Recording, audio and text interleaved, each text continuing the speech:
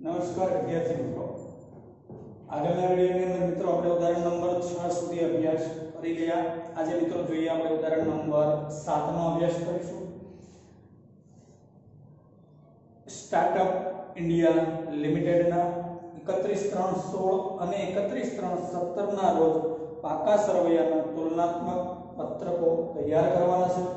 મિત્રો આગળના વિડિયો આપણે એટલા સુધી ભણી ગયા, એમાં નફા નુકસાનના તુલનાત્મક પત્રકો હતા. હવે મિત્રો આપણે અભ્યાસ કરવાનો છે પાકા સરવૈયાના તુલનાત્મક પત્રકો. તો મિત્રો પહેલા ઉપર ટાઇટલ આપી દઈએ, ઉદાહરણ નંબર 7 સ્ટાર્ટઅપ ઇન્ડિયા લિમિટેડનું 31/3/16 અને 31/3/17 ના રોજના પાકા સરવૈયાનું તુલનાત્મક પત્રક. મિત્રો આ પૂરા થતા વર્ષનું આવતું નથી, ના રોજનું. મિત્રો કોલમ જે આપણી હતી એની વિગત, કોલમ નંબર 1 નોંધ નંબર, કોલમ નંબર 2 31/3/16 રૂપિયા, કોલમ નંબર 3 31/3/17 રૂપિયા, કોલમ નંબર 4. આ મિત્રો 4 કોલમ તો રકમમાં આપેલી છે. કોલમ નંબર 5 એટલે વધારો ઓગળી ઘટાડો, તુલના કરો એટલે કાં વધે કાં ઘટે. કોલમ નંબર 5 એની જ રહેશે. તો કે કોલમ નંબર 5 એટલે કોલમ 4 માઈનસ કોલમ 3, પછી વધારો ઓબ્લિક ઘટાડો કોલમ નંબર 6%. કે કોલમ નંબર 6 એટલે કોલમ નંબર 5 ની રકમ ભાગ્યા કોલમ નંબર 3 ની રકમ ગુણ્યા 100. એ તો મિત્રો આપણું જે હતું એઝ યથાવત જ છે. સ્ટાર્ટ કરીએ છીએ મિત્રો જવાબ. તો કે પાકા સરવૈયાની અંદર મિત્રો જેવું આપેલું હોય પાકું સરવૈયું, આખી 4 કોલમ પ્રિન્ટ ટુ પ્રિન્ટ એવી જ આવે. માત્ર તમારે છેલ્લી 2 કોલમ જ મેળવવાની રહે. બાકી મિત્રો એમાં બીજું કાંઈ કરવાનું હોતું નથી. કેટલો વધારો ઘટાડો થયો અને શું ટકા આવે, ખાલી 2 જ કોલમ શોધવાની રહે. બાકી તો ઓલરેડી બધી વસ્તુઓ તમને અંદર આપેલી હોય. નફા નુકસાનની જેવું મિત્રો આમાં ન હોય કે પહેલા આવકો લખાય, પછી બધા ખર્ચાઓ લખાય, આવકમાંથી બધા ખર્ચાઓ માઈનસ થાય, જે વધે એને નફો કહેવાય. નફા ઉપર ટેક્સ સરકારને ચૂકવવો પડે, ત્યાર પછી જે વધે એને કહેવાય આવક વેરા પછીનો નફો. અહીંયા મિત્રો એવું ન હોય, કારણ કે પાકા સરવૈયાને 2 ભાગ હોય. એક મૂડી દેવા એટલે બધી વસ્તુ મૂડી દેવાની હોય એક સાથે, પછી એનો કુલ ટોટલ લાગે, પછી બધી મિલકતો હોય, પછી એનો કુલ ટોટલ લાગે. બીજું આમાં મિત્રો પાકા સરવૈયામાં કાંઈ હોતું નથી. મિત્રો સ્ટાર્ટ કરીએ છીએ. તો પહેલા રોમન નંબર 1 ઇક્વિટી અને જવાબદારી. રોમન નંબર 1 ઇક્વિટી અને જવાબદારી. ઇક્વિટી અને જવાબદારીનો મતલબ થાય મૂડી દેવા બાજુ છે.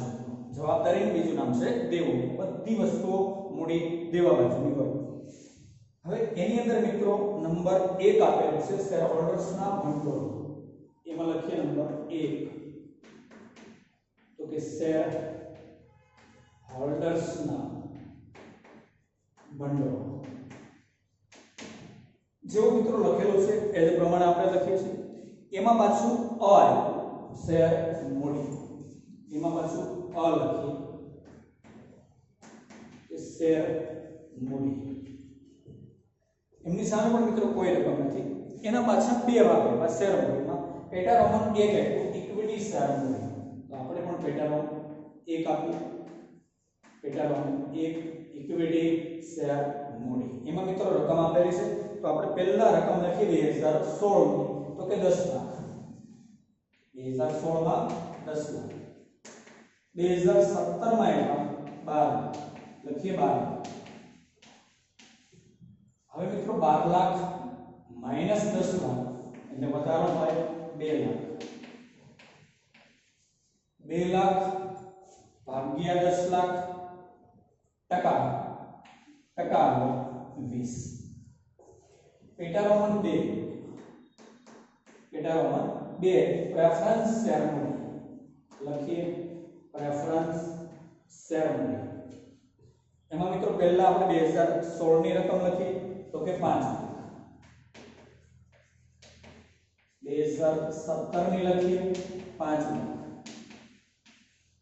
5 લાખ માઈનસ 5 લાખ, નો વધારો નો ઘટાડો ડેશ, ટકા પણ આવતા નથી ડેશ.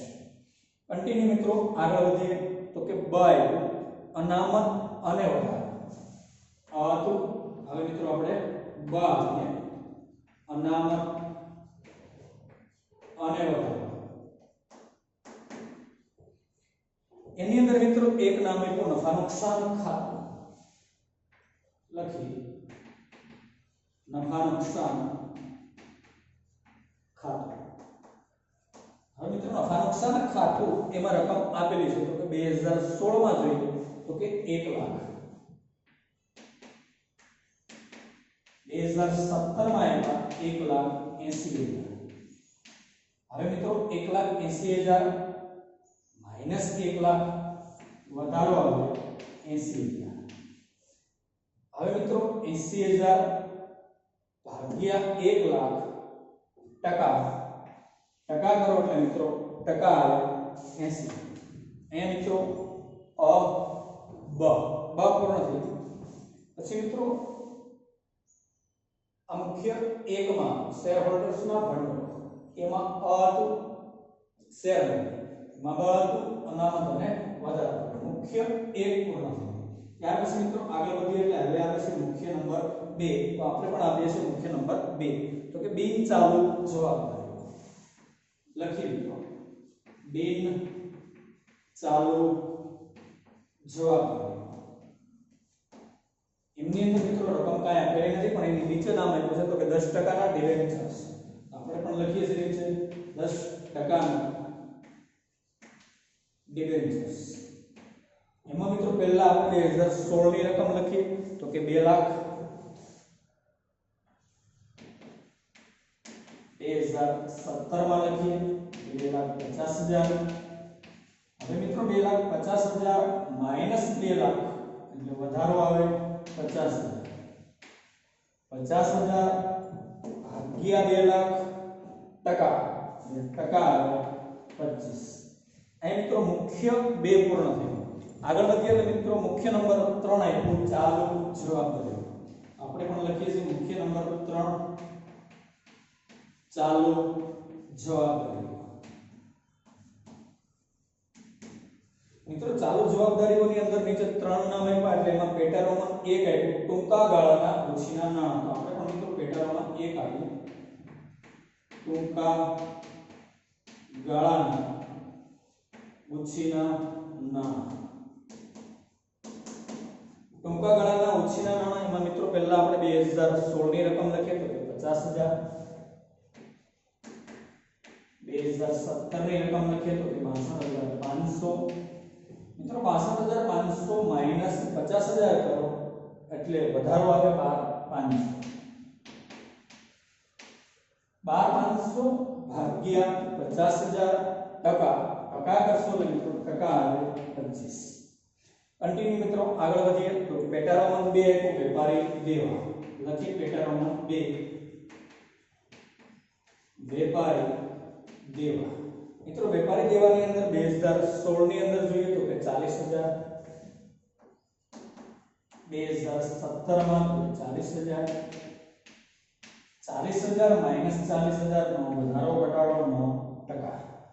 પેટારોમન 3 માં જઈએ ટૂંકા ગાળાની જોગવાઈ. આપીએ પેટારોમન 3 ટૂંકા ગાળાની જોગવાઈ. એમાં મિત્રો 2016 ની અંદર પેલા જોઈએ તો કે 60,000. 2017 માં જોઈએ તો 72,000. 72,000 માઈનસ 60,000 એટલે વધારો આવે 12,000. 12,000 ભાગ્યા 60,000 ટકા આવે 20. ત્યાર પછી મિત્રો આગળ વધીએ લાઈન ટોટલ મારેલો છે. આપણે પણ અહીંયા મિત્રો ટોટલ મારી દઈએ. જેવું રકમમાં આપેલું છે એ જ પ્રમાણે મિત્રો આપણે કરીએ છીએ ટોટલનો બોક્સ બનાવીએ છીએ. સામે લખીએ છીએ કુલ. જેવું એમાં લખેલું છે એ જ પ્રમાણે કુલ. કુલ એટલે મિત્રો એની અંદર ખાનાના ઓલરેડી ટોટલ આપેલા જ છે. તો કે 2016 નો ટોટલ આપેલો છે મિત્રો 19,50,000. ત્યાર પછી મિત્રો 2017 નો ટોટલ આપેલો છે તો કે 23,04,500. 23,04,500. મિત્રો 23,04,500 માઈનસ 19,50,000 એટલે મિત્રો વધારો આવ્યો 3,54,500. 3,54,500. હવે મિત્રો આપણે ટકા ગણીએ છે તો 3,54,500 ભાગ્યા 19,50,000 અને ટકા કરીએ એટલે મિત્રો 18.18 આ મિત્રો ઇક્વિટી અને જવાબદારી યાની કે મૂડી દેવા વાળો ભાગ આખો પૂર્ણ થયો મિત્રો. કંપનીના હોય એટલે અહીંયા ઉભા પત્રકની અંદર હોય એટલા માટે મિત્રો આપણે અહીં લખેલું છે પત્રક. ત્યાર પછી આગળ વધીએ રોમન 2 એટલે આપણને એવી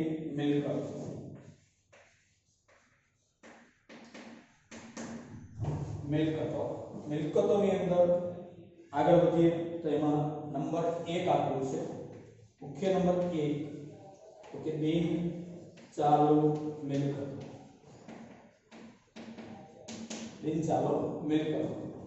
મિલકતોમાં પાછું અ આપ્યું સ્થિર મિલકતો.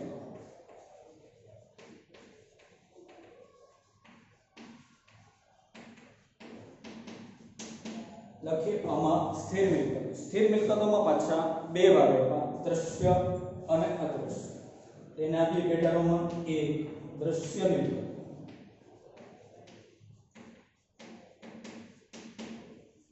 દ્રશ્ય મિલકતોમાં 2016 ની અંદર આપ્યા 8 લાખ. લખીએ 2016 માં 8 લાખ. 2017 માં આપ્યા 10 લાખ માઈનસ 8 લાખ એટલે વધારો આવે 2 લાખ. 2 લાખ ભાગ્યા 8 લાખ ટકા આવે 25. કન્ટિન્યુ આગળ વધીએ. પેટા રોમન 2 આપ્યું અદ્રશ્ય મિલકત. આપીએ પેટા રોમન 2 અદ્રશ્ય મિલકતો. અદ્રશ્ય મિલકતોમાં પહેલા 2016 માં જોઈએ તો 2016 માં આપ્યા 5 લાખ. 2017 તો કે 2017 ની અંદર આપ્યા 6,25,000 માઈનસ 5 લાખ એટલે વધારો આવે 1,25,000. 1,25,000 ભાગ્યા 5 લાખ ટકા આવે 25. આ મિત્રો પૂર્ણ થઈ ગયો. આગળ વધીએ તો કે બ એટલે લાંબા ગાળાના રોકાણ. લખીએ બ લાંબા ગાળાના રોકાણ.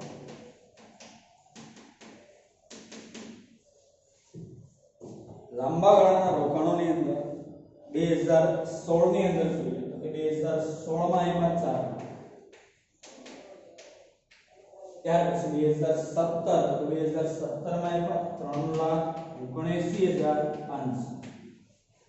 હવે 3,79,500 માઈનસ 4 લાખ કરો એટલે જવાબ માઈનસ માં આવે 20,500. માઈનસ એટલે કૌંસમાં લખીએ 20,500 માઈનસ 20,500 ભાગ્યા 4 લાખ ટકા કરો એટલે માઈનસ માં આવે એટલે કૌંસમાં લખીએ 5.13. આ તો મિત્રો બ. પછી આગળ વધીએ એટલે મુખ્ય નંબર 2 ચાલુ મિલકતો. તો આપણે આપીએ મુખ્ય નંબર 2 તો કે ચાલુ મિલકતો. ચાલુ મિલકતોમાં મિત્રો 2016 ની અંદર આપ્યા 2,50,000. લખીએ 250. 2017 ની અંદર આપ્યા 3 લાખ. 3 લાખ માઈનસ 2,50,000 એટલે વધારો આવે 50,000. 50,000 ભાગ્યા 2,50,000 ટકા આવે 20. ત્યાર પછી મિત્રો હવે આગળ એક જ વસ્તુ વિધિ કુલ એટલે ટોટલ. અહીં જે ઉપર જે ટોટલ નો બોક્સ છે કુલ નો સેમ એવું જ બોક્સ અહીંયા બનાવી દેવાનું કુલ. ઉપરથી બેઠું પહેલાનો ટોટલ તો 19,50,000. બીજાનો ટોટલ તો 23,04,500. વધારો ઘટાડો તો 3,54,500 અને ટકા તો 18.18. કારણ કે મિત્રો પાકો સરવાળો છે એટલે બંને બાજુ સરવાળો સમાન હોય. એટલો સરવાળો ઇક્વિટી અને જવાબદારીનો હોય એટલો સરવાળો મિલકતનો હોય. અહીંયા મિત્રો આપણો ઉદાહરણ નંબર 7 પૂર્ણ થાય છે. આભાર.